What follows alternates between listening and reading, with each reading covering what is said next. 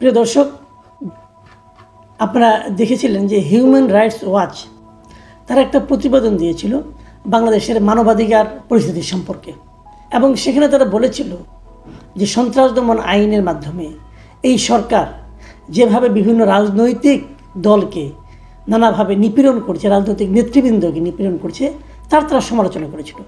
এবং রাজনৈতিক দল যারা নাকি সরকারের নিপীড়নের শিকার হচ্ছে বলে হিউম্যান রাইটস ওয়াচ বলেছিল, তাদের মধ্যে মূলত রাজনৈতিক দল হলো আওয়ামী লীগ। আওয়ামী লীগ সম্পর্কে তারা বলেছিল যে আওয়ামী লীগকে স্পেস দেওয়া উচিত। সেই তাদের লেখাটা, তাদের সেই প্রতিবেদনটা শেষ হয়েছিল এভাবে যে হিউম্যান রাইটস ওয়াচের যে এশিয়া অঞ্চলের উপপরিচালক মীনাক্ষী গাঙ্গুলির একটা বক্তব্য দ্বারা। সেই বক্তব্যটা নিয়ে অনেক কথা বলেছেন। আমিও এর আগে কয়েকদিন আগে এটা নিয়ে আলোচনা করেছিলাম, এবং উনি কী বলেছিলেন সেটা আমি বাংলায় অনুবাদ করে বলেছিলাম। সেটা নিয়ে নানা রকম আপনার বিতর্ক ঠিক বলবো না, অনেকে সন্দেহ পোষণ করেছিলেন যে আসলে কি ইংরেজি তিনি তাই বলেছিলেন। তো আমি ওটুকু ইংরেজিটা একটু পড়ে শোনাই আপনাদেরকে। তিনি বলেছিলেন যে the interim government should instead focus on creating conditions for safe and participatory elections. মানে মূল কথা হলো যে অন্তর্বর্তীকালীন সরকারের এই সমস্ত টর্চার যেগুলো আছে, এগুলো এই যে এন্টি টেররিজম ল এটসেট্রা, এগুলো না করে বরং তাদের অধিকতর মনোযোগ দেওয়া উচিত কিসে, একটা নিরাপদ ও অংশগ্রহণমূলক নির্বাচনের পরিবেশ তৈরি করার জন্য। মাথায় রাখবেন, পার্টিসিপেটরি ইলেকশন, এই কথাটা কিন্তু ওনারা বলেছিলেন। এখন পার্টিসিপেটরি ইলেকশন আপনি কীভাবে করবেন যদি যেই নির্বাচনে আওয়ামী লীগ ইলেকশন করতে পারবে না? এটা এখন মোটামুটি বোঝাই যাচ্ছে তারা আওয়ামী লীগকে নির্বাচন করতে দেবে না, আওয়ামী লীগকে নির্বাচনের বাইরে রাখবে। মানে ব্যালটের পেপার আপনি যখন ভোট দিতে যাবেন সেখানে নৌকা মার্কার কোনো প্রতীক থাকবে না। এবং আজকে আমি যেটা দেখলাম, জাতীয় পার্টির একটা সমাবেশ ছিল, সেটাকেও কিন্তু পুলিশ ভেঙে দিয়েছে। কাজে আমার সন্দেহ হচ্ছে যে লাঙ্গল মার্কাও হয়তো থাকবে না। তো নৌকা মার্কা থাকবে না, লাঙ্গল মার্কা থাকবে না, তারপর আপনি একটা ইতিহাসের সর্বশ্রেষ্ঠ নির্বাচন করে ফেলবেন। সেই নির্বাচন কিভাবে পার্টিসিপেটরি হবে এটা বলা বড় কঠিন। কিন্তু হিউম্যান রাইটস ওয়াচ যত কিছুই বলুক না কেন, এবং উনি কেবল হিউম্যান রাইটস ওয়াচ কেন, আরও 20টা আন্তর্জাতিক সংগঠন যতই অন্তর্ভুক্তমূলক অংশগ্রহণমূলক নির্বাচনের কথা বলুক না কেন, যতই বলুক, আলটিমেটলি আওয়ামী লীগ নির্বাচনে সম্ভবত আমার যতটুকু উপলব্ধি হচ্ছে এই সরকারের কর্মকাণ্ড দেখে হয়তো আগামী নির্বাচনে আওয়ামী লীগ থাকছে না। আওয়ামী লীগ না থাকে তাহলে নির্বাচনটা কেমন হবে? আসলে আমার আজকের আলোচনার প্রতিপাদ্য বিষয় হলো এটাই, যে আওয়ামী লীগ নির্বাচনে থাকবে না, তাহলে নির্বাচনটা কেমন হবে? তাহলে কার সঙ্গে কার প্রতিদ্বন্দ্বিতা হবে? আপনারা হয়তো সবাই বলবেন কেন বিএনপি এবং জামাত ইসলামের প্রতিদ্বন্দ্বিতা হবে। আমি যদি বিষয়টাকে ঘুরিয়ে বলি, একটা কথা ভাবুন তো, এই বাংলাদেশে যে কোনো পরিস্থিতিতে যদি নির্বাচন হয়, এখনকার বাস্তবতায় জামাত কিন্তু প্রতিদ্বন্দ্বিতা থাকার মতো কোনো দল না। আওয়ামী লীগ এবং বিএনপি নির্বাচনে প্রতিদ্বন্দ্বিতা করবে, কিন্তু যেহেতু আওয়ামী লীগ নেই, জামাত প্রতিদ্বন্দ্বিতা করবে। এবং ইন্টারেস্টিংলি জামাত এখন মনেও করে, জামাতের অনেক নেতৃবৃন্দকে আমি বলতে শুনেছি, ভাবতে শুনেছি, তাদের সঙ্গে আমি আপনার অফ রেকর্ডে কথা বলার সময় শুনেছি, ওনারা আশা করছেন ওনারা কিন্তু নির্বাচনে বিজয়ী হয়ে ক্ষমতায় আসতে পারেন। কিসের উপর ভিত্তি করে তারা ক্ষমতায় আসতে চাচ্ছেন? তাদের এই হিসাবটা কি একেবারেই হাস্যকর? তারা কি কল্পনার জগতে আছেন? আমার কিন্তু তা মনে হয় না। তাদের একটা হিসাব আছে। সেই হিসাবটা কি? আমি সেই কথাটাই বলতে চাচ্ছি। সেই হিসাবটা হলো, আমার বিবেচনায় আওয়ামী লীগ বলেন, জাতীয় পার্টি বলেন, এরা যদি নির্বাচনের বাইরেও থাকে, তারপরেও আসন্ন যে নির্বাচনটা হবে সেই নির্বাচনে আমার বিবেচনায় মূল ফ্যাক্টর হবে আওয়ামী লীগ। আওয়ামী লীগ নির্বাচনে আসলেও আওয়ামী লীগ মূল ফ্যাক্টর, আওয়ামী লীগকে নির্বাচনের বাইরে রাখলেও আওয়ামী লীগ মূল ফ্যাক্টর। আপনি বলবেন কিভাবে? হ্যাঁ, সেটাই কথা। আওয়ামী লীগের উপর নির্ভর করবে নির্বাচনটা কেমন হবে।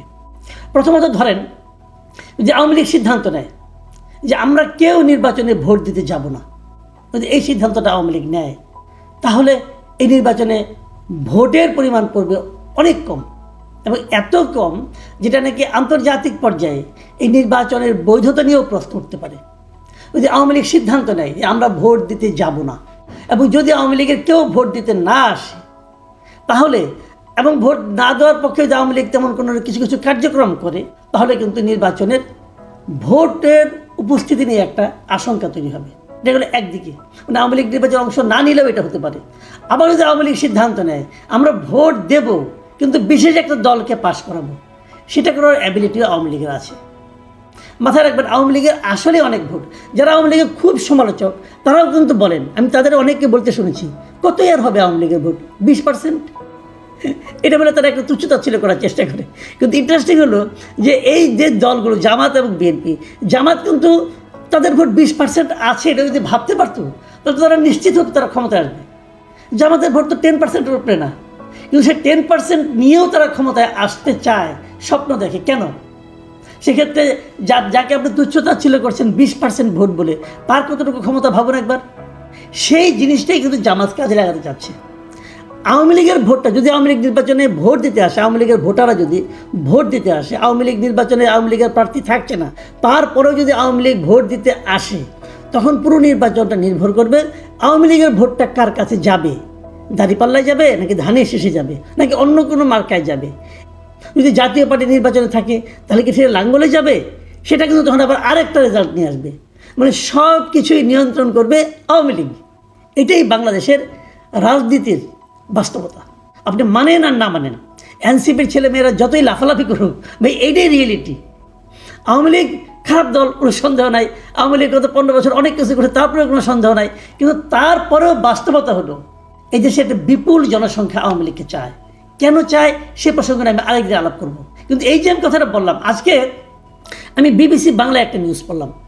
বিবিসি বাংলার নিউজটা শিরোনাম ছিল, নির্বাচন তৃণমূলে জামাত বিএনপি টক্কর, দুই দলের নজর আওয়ামী লীগের ভোটে। খেয়াল করুন, দুই দলের নজর আওয়ামী লীগের ভোটে। ওনারা তৃণমূলের একটা জেলাকে নিয়ে আসছে, একটা জেলা, সেটা কোন জেলা? সিরাজগঞ্জ। তারা সিরাজগঞ্জ তাদের রিপোর্টার পাঠিয়েছে এবং তারা সেখানকার ভোটারদের সঙ্গে আলাপ করেছে, প্রার্থীদের সঙ্গে আলাপ করেছে, রাজনৈতিক দলগুলো কে কী করছে ভোট পাওয়ার জন্য সেগুলি নিয়ে তারা আলোচনা করেছে। এবং সেখানে তারা বলেছে যে এখানে 6টি আসন আছে এবং সবগুলিতেই বিএনপি বলেছে তারা জিতবে, জামাত বলেছে তারা জিতবে। এখন দুজনের ব্যাখ্যা দুই ধরনের, কিন্তু দুইজনের কথাতেই তারা এটা প্রকাশ করেছে যে তারা আশা করছে যে আওয়ামী লীগের ভোটগুলো তারা পাবে।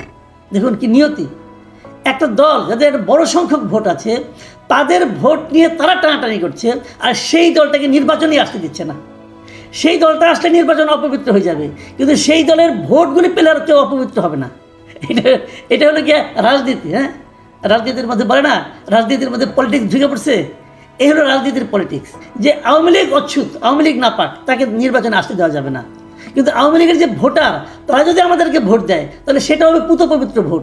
সেই ভোট দিয়ে আমি নির্বাচনে বিজয়ী হয়ে ক্ষমতায় যাব। বাহ, কি চমৎকার। শুনেন, দুই দলের ওরা আলাপ করেছিল। আমি দুজনের বক্তব্য আপনাদের একটু পড়ে শোনাই।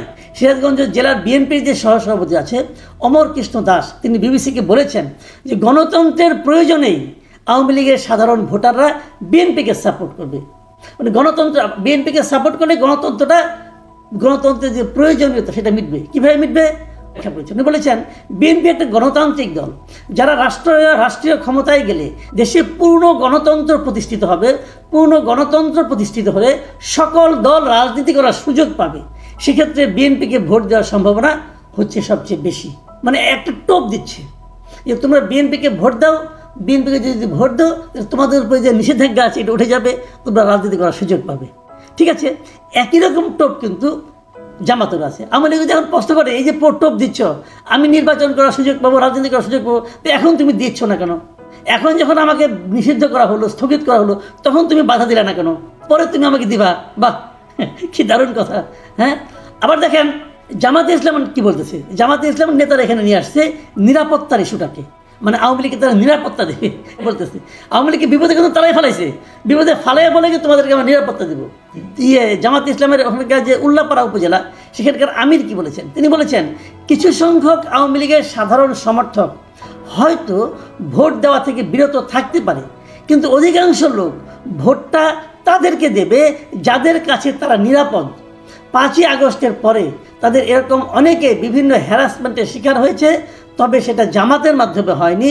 ফলে আওয়ামী লীগের সাধারণ ভোটারদের সমর্থন আমরাই পাবো বলে আশা করি। তাহলে আওয়ামী লীগের উপর ভরসা জামাতও করতেছে, আবার আওয়ামী লীগের উপর ভরসা বিএনপিও করতেছে। আবার নির্বাচন কমিশন আমার ধারণা বসে আছে আওয়ামী লীগের উপর ভরসা করে, যাতে আওয়ামী লীগ ভোট বর্জন না করে। ইন্টারেস্টিং বাংলাদেশের ডেমোক্রেসি, বাংলাদেশের ইলেকশন সিস্টেম। আমার মনে হয় এই অভিনব যে আপনার যে একটা অবস্থা, এটা নিয়ে মনে হয় আন্তর্জাতিক পর্যায়ে যারা নাকি রাজনীতি নিয়ে গবেষণা করেন তাদের জন্য খুব চমৎকার একটা সাবজেক্ট হতে পারে।